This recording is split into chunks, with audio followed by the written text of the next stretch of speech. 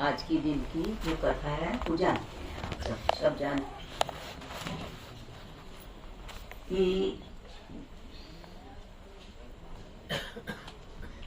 चोरी की इंद्र ने घोड़े की चोरी की इंद्र ने अश्वमेध यज्ञ न कर पाया राजा सगर, और जिसकी वजह से क्यों ना कर पाए कि जो एक सुई की अश्वमेध यज्ञ कर लेते हैं वो इंद्रलोक के राजा बनने के अधिकारी हो जाते हैं। इंद्र का राज्य, इंद्र का सिंहासन उसी को मिलता है। परंतु एक बात और कहेंगे आप लोगों को, ये जो देवता है एक कलप तक रहा करते हैं। देवता देवलोक, तीन लोक, मानव, दानव और देवलोक। बीच में हम हैं, हमारे से ऊपर देव है, देवलोक है, और हम मृत्यु लोक में है, मानव लोक का और मृत्यु लोक का। और हमारे से जो नीचे के लोग हैं वो दानव लोक है, वो सब दानव लोक में आई है।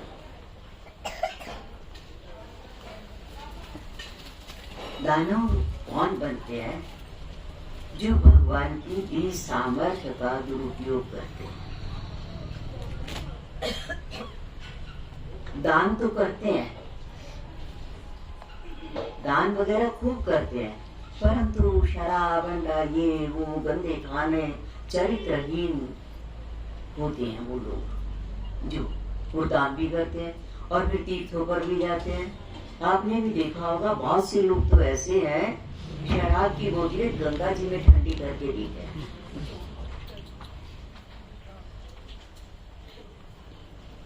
क्या उसका शराबपना खत्म हो जाएगा?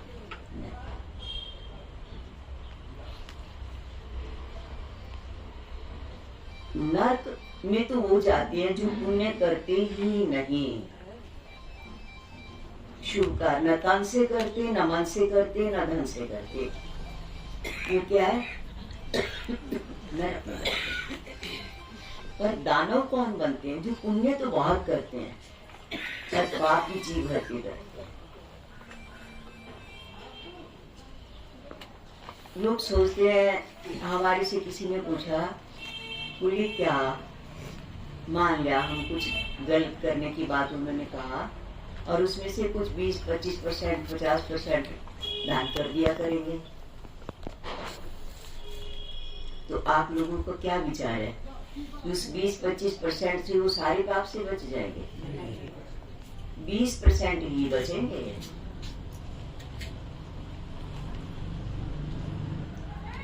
और अगर ये बात है कि वो पूरा का पूरा दान कर दे तो फिर करने का क्या फायदा? हाथ में गोबर लगाना, गंदगी लगाना, फिर धोना, ये कौन सी बुद्धिमानी की बात है? लगाना है तो साबुन लगाओ।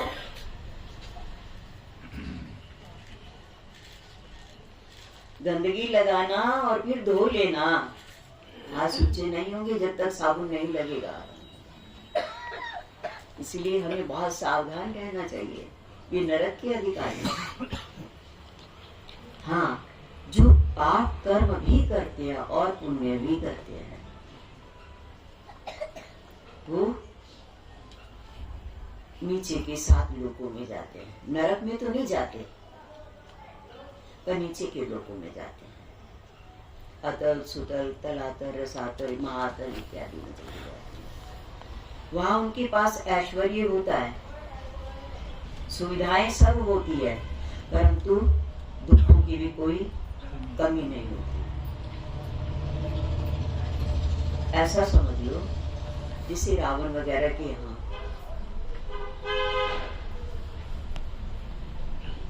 रावण के परिवार वाले लोग या रावण इत्यादि ऐश्वर्य की भी कमी नहीं थी, क्योंकि नगर गांव पुर आग लगा,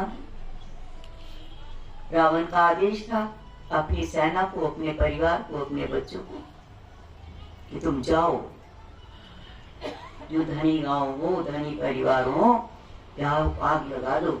आग के डर से वो सारे भाग जाएंगे, फिर लूटपाट करके सारा माल धन यहाँ ले आना। और उसका परिणाम क्या था? उन्होंने लोगों के घर जलाए और हनुमान जी ने उन्हें जलाया और उनके घर को जलाया।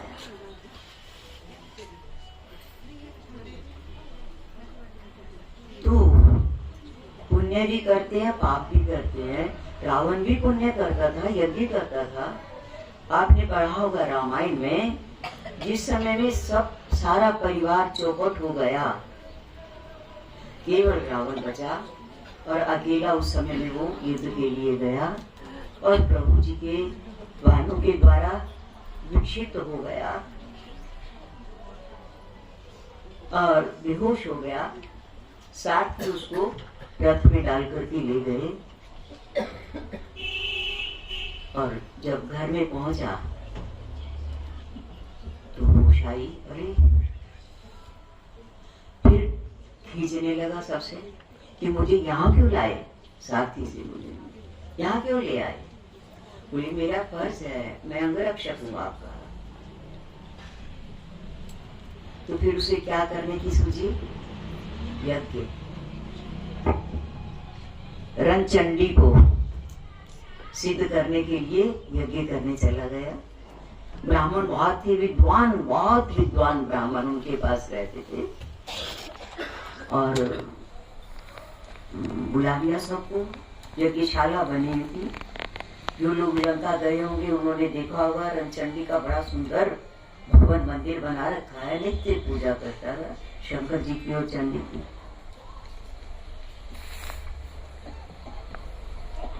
और उस समय भी उसने बुलाया। आज क्योंकि आप लोग हनुमान जी का पाठ कर रहे हैं तो एक बात याद आई हमें। जब यज्ञ शुरू हो गया, यज्ञ की तैयारी हो गई, तो गुप्तचरों ने राम जी को आकर के बताया, विभीषण को, कि रावण चंडी को सिद्ध करने के लिए जा रहा है। तैयारी हो गई, आदेश हो गया और अगर माँ सिद्ध हो गई तो आप रावण को जीत नहीं सकेंगे और माँ जानकी को हम लोग प्राप्त नहीं कर पाएंगे। राम जी ने विभीषण से कहा, भैया फिर कोई रास्ता निकालो जिससे उसका यज्ञ संपन्न ना हो, संपूर्ण सफल ना हो। तो हनुमान जी वैसे तो चुप रहते थे, पर या तो उन्हें कोई उनके बल का याद दिलाए और या राम जी इशारा कर दें तो उनको फिर अपनी पूर्व स्मृति बल की बुद्धि की हो जाती थी। शाप था ना ऋषियों को, ये बात फिर बताएंगे। तो हनुमान जी, राम जी ने हनुमान जी की तरफ देखा। हनुमान जी उठ खड़े हो गए। ब्राह्मण का वेश। हनुमान जी को ये वरदान था कि वो जब चाहे जैसा चाहे रूप बना सकते थे। तो ब्राह्मण का वेश बना करके लंका में चले गए, यज्ञशाला में लंका की, और जाकर के उन ब्राह्मणों के साथ, और वो ब्राह्मण धड़ाधड़ तैयारियां करने में लगे थे। कोई कुंड लीप रहा है, कोई उसके ऊपर रचना रच रहा है, रंगोली बना रहा है, कोई सामग्री बना रहा है, कोई घी की तैयारी कर रहे हैं। तो हनुमान जी भी उनके साथ जुड़ गए और इतनी स्पीड से काम किया। सारे ब्राह्मण बोले, आप ठहरो, मैं करता हूँ, आप रुको, मैं करता हूँ। और फटाफट तैयारी करती। सारे ब्राह्मण हैरान कि आज तक हमने इस पंडित को कभी देखा नहीं, लंका में कभी नहीं देखा। पता करते हैं कौन है ये बहुत होशियार है, बहुत कुशल है। जब गए उनके पास, हाँ बोले, ब्राह्मण देवता, हम आपकी सेवा से बहुत प्रसन्न हैं, आपका परिचय पाना चाहते हैं और आप तो हमारे से भी ज्यादा कुशल हैं। जब कभी यज्ञ वगैरह हुआ करेगा हम आपको हमें साथ में रखेंगे। हनुमान जी अब चुप है, थोड़ी देर के लिए तो चुप रहे। फिर कहने लगे भैया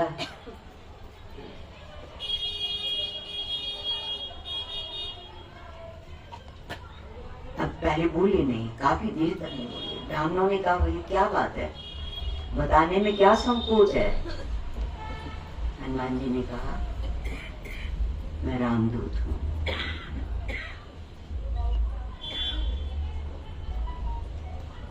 राम काज कीने बिना मोहे कहाँ विश्राम।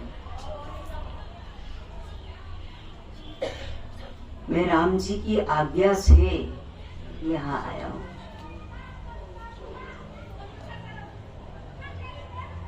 बोले तो क्या चाहते हो? बोले भैया हम आपके काम से प्रसन्न हैं और आपको वरदान भी देना चाहते हैं, परंतु पहले जानकारी लेना चाहते हैं। तो हनुमान जी ने जानकारी दे दी और वरदान देना चाहते हैं, आशीर्वाद देना चाहते हैं। बोले पक्का? बोले पक्का। हनुमान जी ने कहा आप कौन से मंत्र से यज्ञ करेंगे? तो उन्होंने बताया रणचंडी का यज्ञ है। ओम जयंती मंगला काली भद्रकाली कपालिनी दुर्गा क्षमा शिवा धात्री स्वाहा स्वधा नमोस्तुते। स्वाहा स्वधा नमोस्तुते। जय तुम देवी चामुंडे जय भूतार्ति हारिणी जय सर्वगति देवी कालरात्रि नमोस्तुते। दो मंत्र हैं। ओम जयंती मंगला काली भद्रकाली कपालिनी दुर्गा क्षमा शिवा धात्री स्वाहा स्वधा नमोस्तुते। बोले ठीक है। फिर आज दोबारा फिर उनसे बुलवाया। जय तुम देवी, माँ की नामों का उच्चारण करते हुए जय तुम देवी चामुंडे जय भूतार्ति हारिणी जय सर्वगति देवी कालरात्रि नमोस्तुते। काल ये आदि शक्ति को कालरात्रि कहते हैं। तो बोले जय तुम देवी चामुंडे जय भूतार्ति हारिणी। हे माँ आप जय तुम देवी चामुंडे, चंड मुंड जैसे राक्षसों का विध्वंस कर देने वाली चामुंडा। और फिर माँ भगवती दुर्गा ने कहा था जब चंडी काली माँ के शरीर से निकली और चंड मुंड को मार करके लाई, उनका सिर लाई और कहा कि आज से तुम्हारा नाम भी चामुंडा होगा और मेरी पूजा चामुंडा नाम से जो करेगा मेरी पूजा में मैं उसको मनवांछित फल दूंगी। मेरा नाम भी चामुंडा नाम से पुकारा जाएगा। तो जय तुम देवी चामुंडे जय भूतार्थी। भूतार्थी मैंने प्राणियों के अर्थ को दुख को कलेश को हरण करने वाली। हारणी मैंने हरण करने वाली, नष्ट कर देने वाली कलेश को। जय तुम देवी चामुंडे जय भूतार्थी हारिणी जय सर्वगते देवी जय सर्वगते देवी कालरात्रि नमोस्तुते। सर्वगते आपकी सब जगह पहुंच है, आप व्यापक हैं। जहाँ जहाँ नारायण है वहाँ वहाँ आप हैं। जैसे आपकी शारीरिक बल, बौद्धिक बल जहाँ भी आप जाओगे आपके साथ जाएगा, रहेगा। वो घर छोड़ के तो नहीं आओगे ना। तो इसीलिए जहाँ जहाँ नारायण है, नारायण ही कहा, नारायण की शक्ति हो तुम। तो जय तुम देवी चामुंडे जय भूतार्थी हारिणी जय सर्वगति देवी कालरात्रि नमोस्तुते। भूतार्थी हारिणी, भूत मैंने प्राणियों के आर्त दुख को, कलेश को, जीवन को जो पीड़ा दे रहा है उसका खत्म करने वाली। हारिणी मैंने खत्म करने वाली। उन्होंने कहा ऐसा है, आपने हमारे से वादा किया है कि हम आपको मनोवांछित फल देंगे, तो एक काम कर दो आप ब्राह्मणों से, आर्त की जगह हारने की जगह, आर्त की जगह, आर्त माने दुख को हरण करने वाले की बजाय कारणी कर दो। बाकी सारे मंत्र वही पूरा का पूरा रहने देना। हाँ की जगह क्या लगा दो? का। कारणी मैंने दुख देना, देने वाली, और हारनी मैंने हरण करने वाली। ये तो बड़ी समस्या। बोली रावण ना हमारे ऊपर शंका करता है, वो हमें मौन जाप पाठ नहीं करने देता। बोली बोल बोल के करो, और विद्वान है, और बहुत विद्वान है रावण, तो वो तो हमारे को खत्म कर देगा उसी समय। बोले ऐसा है, सारा मंत्र तो बोल बोल के कर लेना, जब हा शब्द आएगा ना, का आएगा, तेरा जबान को दबा लेना। जय तू जय चामुंडे, जय तुम देवी चामुंडे, जय भूतार्थी, जय तुम देवी चामुंडे, जय भूतार्थी हारणी अकारणी। यहाँ दबा लेना जबान को, उसको का ना शब्द सुनाई दे, हाँ की जगह का शब्द ना सुनाई दे। बोलिए क्योंकि हम वचन दे चुके हैं, हम सही ब्राह्मण हैं। बोले ठीक है। और हनुमान जी कहने लगे अब मैं रावण आने वाला है, सूचना भेज दी कि यज्ञ मंडप तैयार हो चुका है, यज्ञ होने वाला है। अब हनुमान जी आ गए और यज्ञ हो गया। अब उसको पहले दिन पीड़ा हुई थी, घायल हुआ था राम जी के बाणों से, जिसकी वजह से इतनी होश और बेहोश रला मिला सा अवस्था हो रही थी। अब उसको कारणी और हारनी का पता ही ना चला, और बाकी तो ओम जयंती मंगला काली भद्रकाली कपाली जोर जोर से बोल बोल के कर ही रहे थे। और हुआ क्या क्या अगले दिन फिर युद्ध हुआ, यज्ञ संपन्न हो गया। यज्ञ संपन्न हो गया, अधूरा होता तो मंत्र असर न करता। यज्ञ संपन्न हुआ, रावण युद्ध में भी गया, परंतु कारणी था ना, हारणी था ना, कि प्राणों का हरण करने वाली काल रात्रि नमोस्तुते। और 1 लाख पूत 1.25 लाख नाती, 30 रावण घर दिया जगत। छोटा परिवार नहीं था, फिर भी उसका अंत्येष्टि संस्कार करने के लिए कोई न बचा था, कोई न बचा था। राम जी को तरस आया, भविष्य में रो रहे थे उस समय भाई की ये दुर्दशा देख के, कि जिसको देख करके 10 दिक्पाल देवता घबराते थे, सृष्टि कांपने लगती थी, धरती माँ कांपने लग जाती थी। आज उसकी ये दुर्दशा कि कोई रोने वाला भी नहीं है, कोई संस्कार करने वाला भी नहीं है। तो भविष्य को भगवान ने कहा था जाओ, तुम कुल के हो, सदस्य हो, तुम्हारा भाई है, बेटे नहीं है तो कोई बात नहीं, भाई को संस्कार करने का अधिकार होता है। हम कहना ये चाहते हैं कि चाहे हम कितने भी शुभ काम कर लें, देवी देवता हमें बचा नहीं सकते अगर हमारे दुष्कर्म भी साथ में जुड़ गए तो। शुभ कर्मों का फल भी भगवान देंगे। आप खेत के अंदर जौ और गेहूं इकट्ठा बीजेंगे तो गेहूं के पौधे भी होंगे और जौ के पौधे भी होंगे। इसी तरह से शुभ कर्म भी फल देंगे और अशुभ कर्म भी फल देंगे। तो आज बड़ा पुण्य का दिवस है।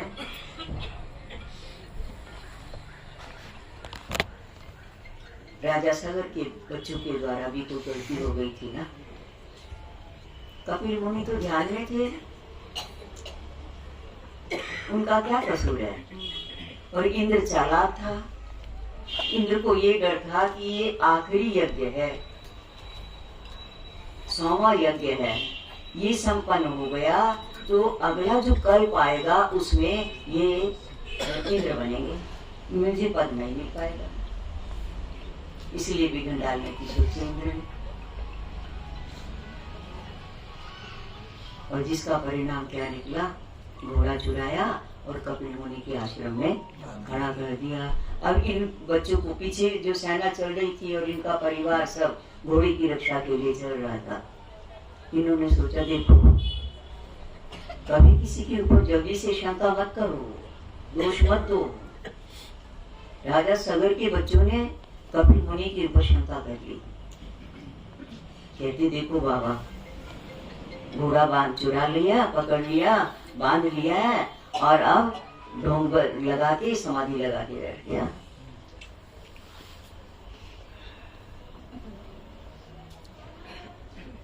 और गंदी गंदी गाली देने लगा, और जिसका परिणाम क्या, और उनको हिला दिया, समाधि खुलवा दी, भजन में विघ्न डाल दिया।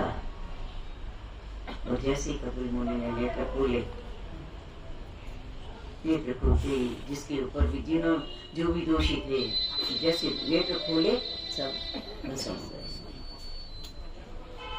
कभी किसी पर शंका न करो, बद्दुआ न लो।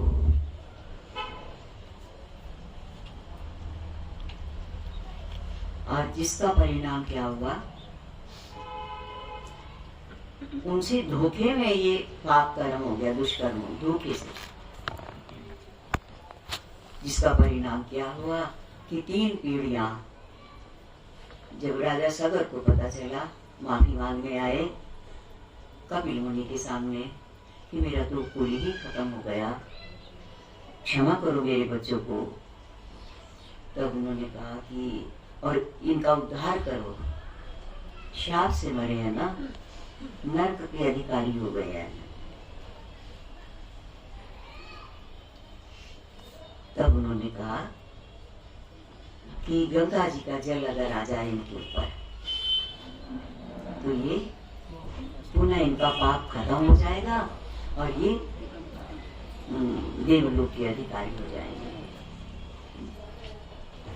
ये गंगा माँ की कृपा। और आप जानते हैं कपिल मुनि ऐसा रास्ता बताए, अब गंगा जी धरती पे आई ही नहीं, तो इनकी पीढ़ियों ने अंशुमाल, इनकी माल बेटे का नाम था, उन्होंने खूब तप किया गंगा जी को बुलाने के लिए कि धरती पर आए। गंगा जी कमंडल में थी ब्रह्मा जी के,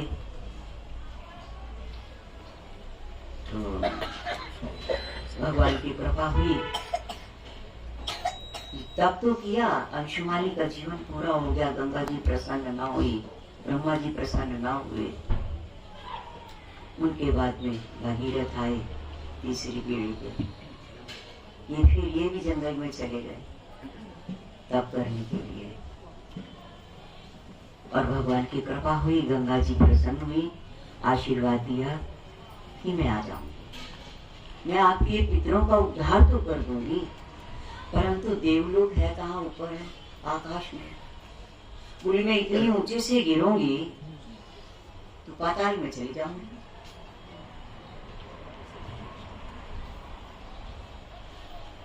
और तुम्हारे पितर जो है वो गंगा सागर के पास है, वहां तक तो मैं पहुंच ही नहीं पाऊंगी, उनको जल नहीं मिलेगा।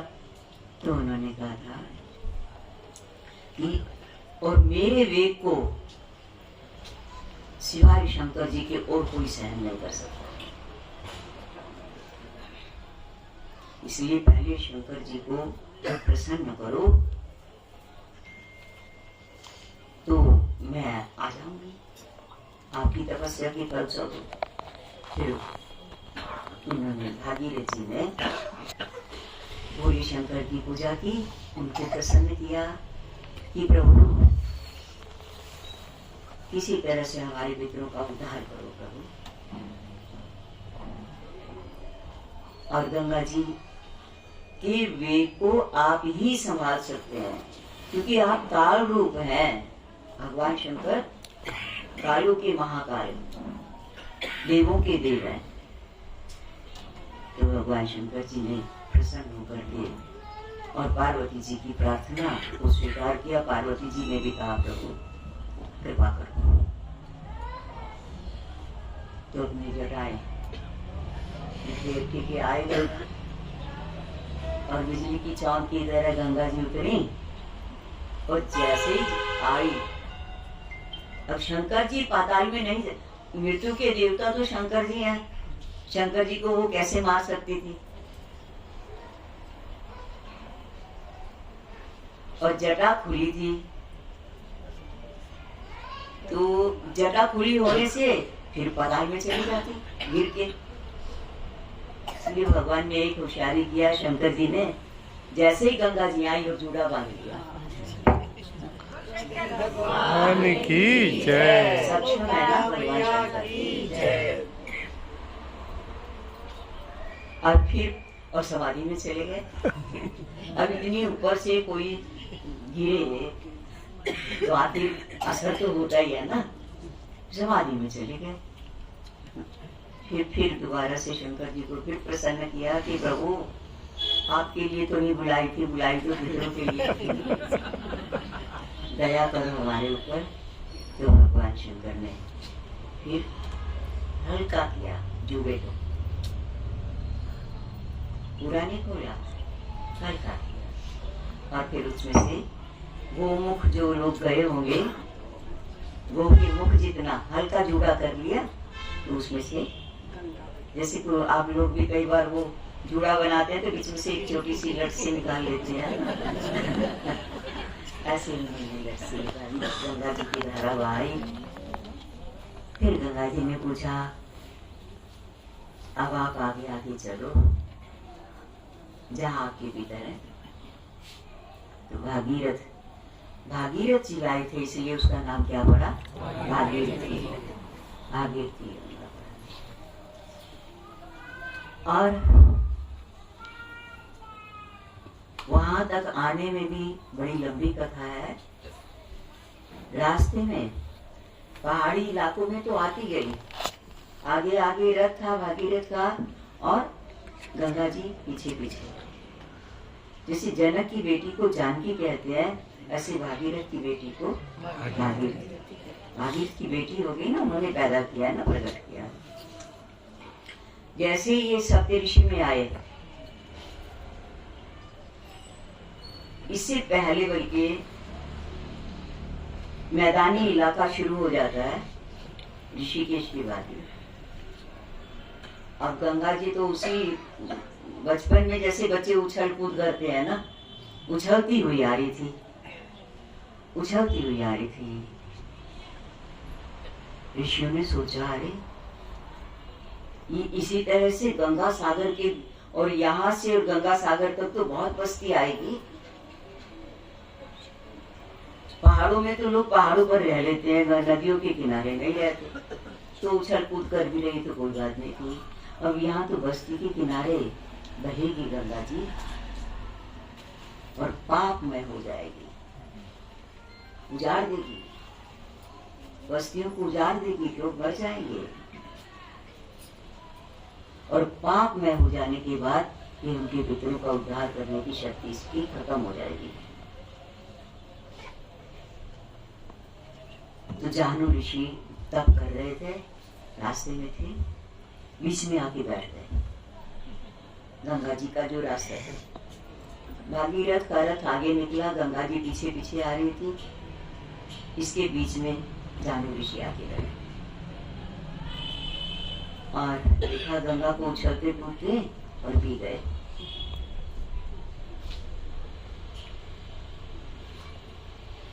अच्छा, गंगा जी की कलकल की धारा थी, तो भागीरथ समझ रहे थे कि आ रही है। वहां से आवाज बंद हो गई। जब गंगा जी को तो ऋषि ने पी लिया, तो आवाज बंद हो गई। उन्होंने देखा अरे गंगा जी, रथ को वापस मोड़ा। तो जहां तक गंगा जी आई थी वहां तक तो रेता भी था, लहरों का रेता बना हुआ था। उसके बाद नहीं, ऋषि बैठे थे, भजन में बैठ गए, गंगा जी को पी के प्रार्थना किया, प्रभु आप तक तो आई है गंगा जी, कहाँ गई, कृपा करो।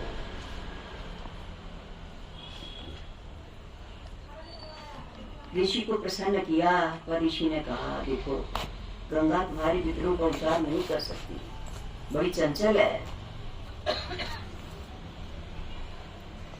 ये किसी को कुछ समझती नहीं है, लोगों की बस्तियां उजाड़ देगी गंगा सागर तक पहुंचने तक, तो बहुत लंबा रास्ता बाकी है।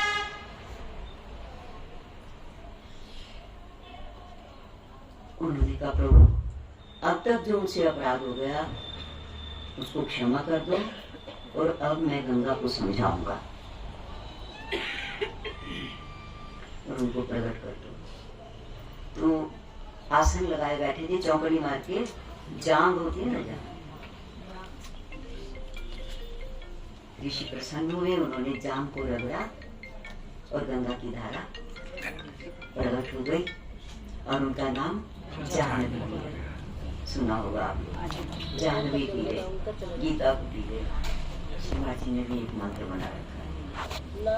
और उसके बाद ये आगे बढ़ते चले गए गंगा जी, और फिर मंद गति से गए।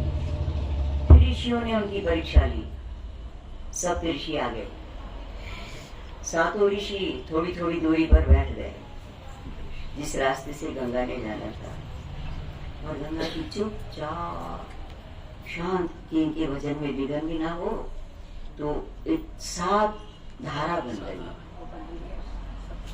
और साइड से निकल गई, साइडों से निकल गई, और हर की पैड़ी पर सातों धाराएं इकट्ठी हो जाती हैं।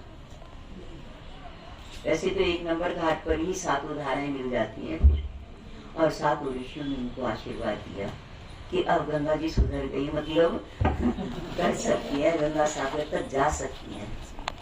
फिर वहां ब्रह्मा जी ने और नारायण ने उनका स्वागत किया, और शंकर जी ने भी स्नान किया, इसलिए हर की पैड़ी का विशेष महत्व है।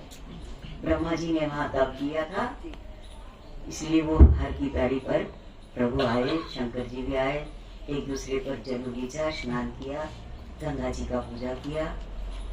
आप लोग गंगा दशहरे वाले दिन जाते होंगे, बड़ी एकादशी से पहले दिन आता है गंगा दशहरे का दिन, तो गंगा जी का श्रृंगार करते हैं, जैसे बेटी की विदाई करते हैं ना आप लोग, सजा धजा के आभूषणों से, पंचामृत से और फल फूलों से, बड़ा अच्छा।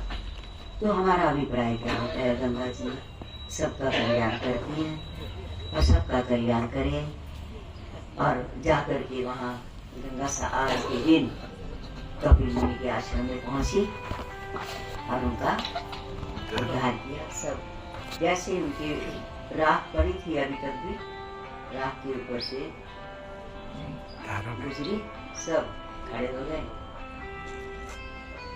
घोड़ा बंधा था अभी तक भी, घोड़े को लिया, अश्वमेध यज्ञ संपन्न हुआ।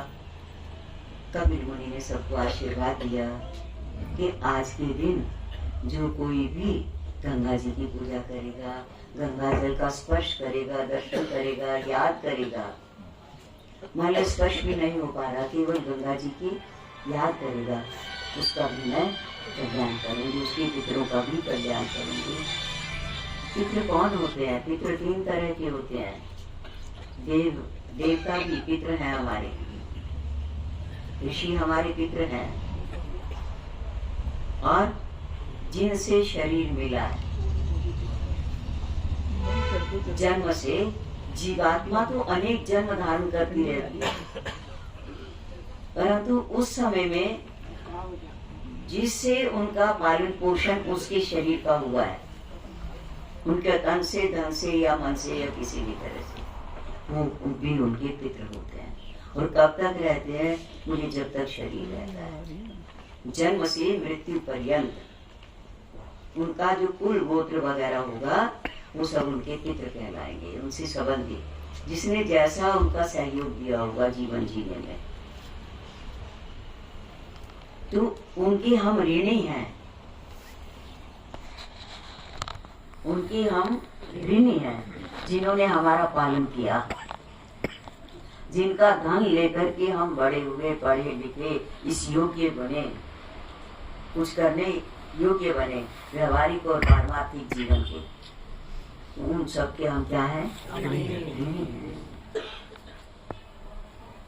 इसलिए चाहे धन के ऋणी है, चाहे उनके तन के ऋणी है, और चाहे उनके शिक्षा के ऋणी है, उनके लिए हमारा कुछ ना कुछ करना, जिनकी वजह से आज हम कमा रहे हैं, खा रहे हैं, आनंद ले रहे हैं, तो उनके लिए अपनी उस ताकत का इस्तेमाल करना हमारा फर्ज है, वरना हम उनके ऋणी हैं।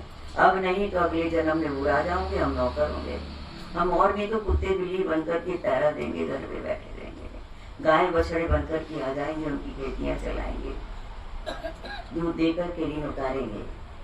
बिना कर्ज उतारे कोई ऋण नहीं हो सकता।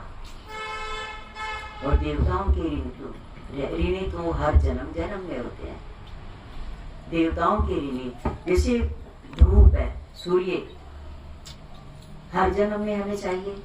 सूर्य बदलता नहीं है, वही है सूर्य, परंतु और किसी योनियों में जल देने का अधिकार नहीं है, उनका नहाना धोना नहीं है, उनके पास पात्र नहीं है कि वो सूर्य नारायण की तरफ मुंह करके जल दे दे, उनको नमस्कार कर ले, प्रणाम कर ले। नहीं, चंद्रमा को हम अर्घ दे दें।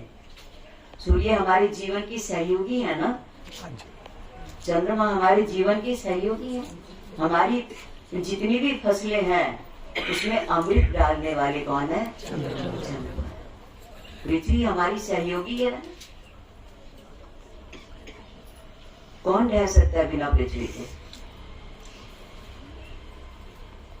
सहयोगी है, न रह सकते हैं, और फिर जो कुछ हम बीजते हैं उसका अनंत गुना करके हमें लौटाती है। एक बीज बीजा 1000 बीज देती है, हर उसी तरह का, उसी क्वालिटी का, कोई फर्क नहीं होने देती। धरती के हम ऋणी हैं, पानी के हम, वरुण देवता के हम ऋणी हैं, और जन्म जन्म के ऋणी हैं, एक जन्म के नहीं है। पवन देवता श्वास, 1 मिनट के लिए हनुमान जी बेहोश हुए थे और पवन ने बहना बंद कर दिया था, सृष्टि चौपट होने लगी थी। पवन देवता के हम ऋणी हैं। अभी ये कोरोना क्या है? पवन देवता की नाराजगी थी ना, मुंह ढक के लोगों की सांस से दूषित हुई वायु तुम्हारे अंदर न जाए, रोग न पैदा होने पाए। तो देवताओं के ऋणी तो हम जन्म जन्म के हैं, परंतु और मनुष्य योनि को छोड़कर और किसी योनि में हम उनकी पूजा सेवा नहीं कर सकते। 84 लाख योनियां, क्या वो यज्ञ कर सकते हैं? नहीं कर सकते। देवालय बनवा सकते हैं, या मंदिर बनवा सकते हैं, या पूजा कर सकते हैं, या भोग लगा सकते हैं। बेचारों को झूठा फूटा बच गया, पूरे कुत्ते को डाल देना, पक्षियों को रख देना। वो क्या यज्ञ करेंगे, क्या दान करेंगे, क्या जाप करेंगे? उनके पास वाक शक्ति नहीं है। जाप का अर्थ क्या होता है? ऊ करना जाप नहीं होता। उसमें एक शब्द होते हैं, शब्दों का अर्थ होता है, वो अर्थ वहां तक जाता है जिसको हम याद कर रहे हैं। वो शब्द वहां तक जाएगा और उस शब्द के अनुसार वो हमें फल देंगे। जैसे आपने किसी को गाली दी तो बदले में वो गाली देगा। आपने किसी को अच्छा कहा, बहुत प्रशंसा किया, तो वो आपको अच्छा कहेगा। नहीं भाई साहब, आपकी दृष्टि है, मैं अच्छा बच्चा कुछ नहीं हूँ।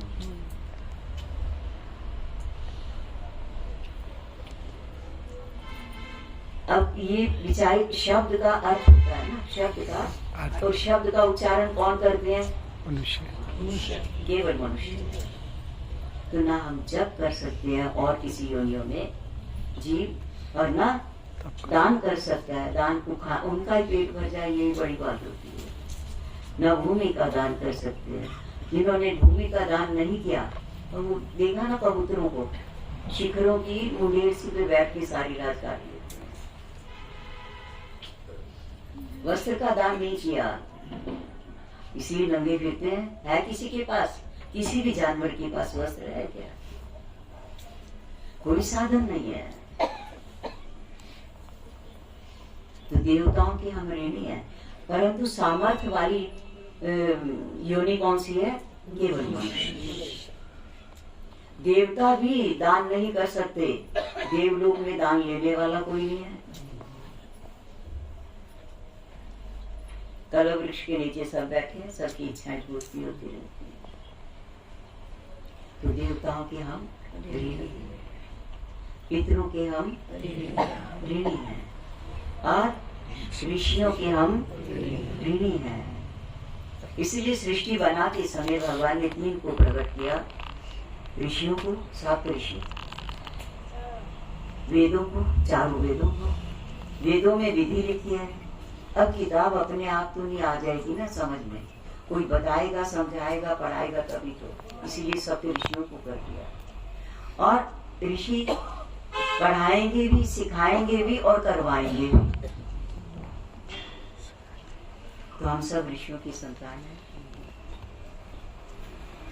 ऋषि दोनों तरह के ऋषि। ऋषि का अर्थ होता है रिसर्च करने वाले, चाहे वो भौतिक क्षेत्र में। अब आजकल बिजलियां आ गई हैं, तो पंखे आ गए हैं, एसी आ गए हैं, कूलर आ गए हैं, गाड़ियां आ गई हैं। ये सब रिसर्च की है ना, बड़ी मेहनत की है वैज्ञानिकों ने, भौतिक वैज्ञानिकों ने भी बड़ी मेहनत की है। और आध्यात्मिक आत्मचिंतन करके प्रभु का साक्षात करने की जो शक्ति है, ये ऋषियों के दूसरे आध्यात्मिक विद्या है। ये तो हम इनके ऋणी हैं, ऋषियों के लिए, ब्राह्मणों के लिए, जो हमारे से स्कूलों में पढ़ाइयाँ तो सिखाए हैं, बोलना सिखाया, तरीके बताए हैं। ये सब क्या है? हम ऋणी हैं उनके। तो हम 3 तरह के ऋणी हैं, 3 के ऋणी हैं, देवताओं के ऋणी हैं और ऋषियों के ऋणी हैं और मनुष्यों के ऋणी हैं। मनुष्य योनि में मनुष्यों के लिए, इसलिए तीनों के लिए। और एक भी ऋण जब तक जिसके सिर पर रहता है, कर्जदार रहता है, तब तक वो देवलोक भी नहीं जा सकता। मोक्ष की तो बात अलग है।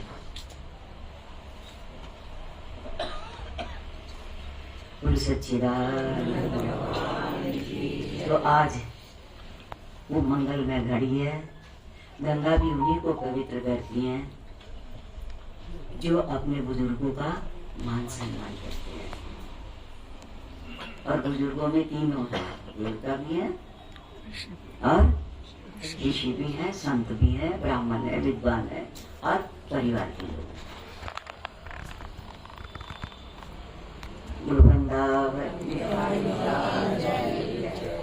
तो अब इन शब्दों के साथ जैसा प्रभु की कृपा होगी कैसा करेंगे। हनुमान जी देखो सबके लिए तैयार रहते थे। हनुमान चालीसा में एक लाइन आती है, पढ़ो जरा थोड़ा सा।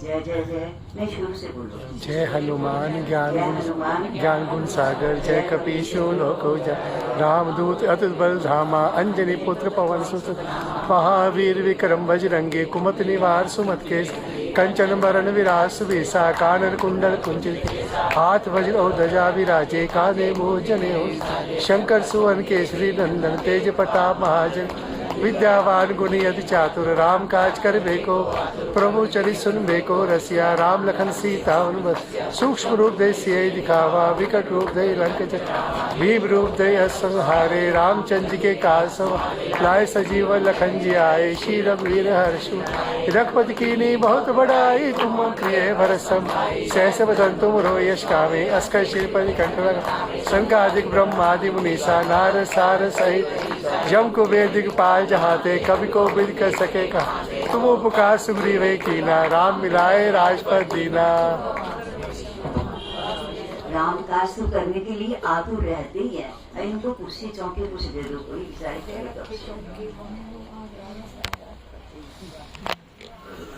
परवीन तुम खड़े हो जाओ, उनको बिठा दो। राम काज करने को आतुर, राम काज लगी तब अवतारा। ये तो उनका मुख्य उद्देश्य रहा ही रहा। परंतु अभी आपने लास्ट वाली लाइन पढ़ी है, जब तुम उपकार सुग्रीवाई कीना, राम मिलाए राजपद दीना, तुम लो मंत्र भीषण माना लंकेश्वर।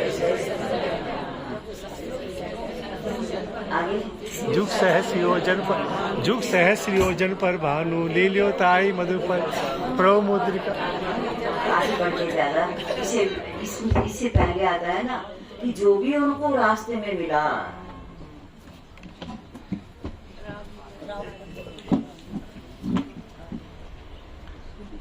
तुम उपकार सुग्रीव की को राजा बना दिया, विभीषण को भी राजा बना दिया।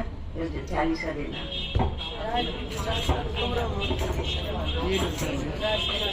बोलो सच्ची राम।